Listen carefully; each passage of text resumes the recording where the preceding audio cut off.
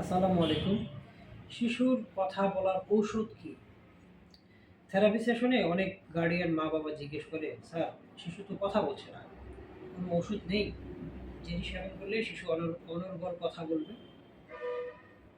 Basically কোনো laboratory বা ফার্মেসিতে আপনি কথা বলার কোনো ওষুধ খুঁজে পাবেন না। যদি শিশুটির অন্য কোনো সমস্যা থাকে, যেমন autism, hyper activity, down syndrome বা অন্য কোনো বিকাশজনিত সমস্যা, তাহলে ডাক্তার নিউরোলজিস্ট তাকে ওষুধ দিতে পারে অন্য সমস্যার জন্য। কিন্তু কথা বলার জন্য ঔষধ একমাত্র হচ্ছে স্পিচ অ্যান্ড ল্যাঙ্গুয়েজ থেরাপি অ্যাক্টিভিটিগুলো বা সেশনে যে কাজগুলো আমরা করি।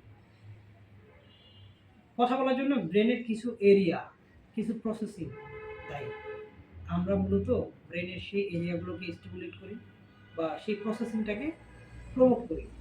কিভাবে কথা বলতে হয়, কিভাবে কথা বুঝতে হয়, অন্যের সাথে ইন্টারেকশন করতে হয়, এই বিষয়গুলো আমরা শিখাই।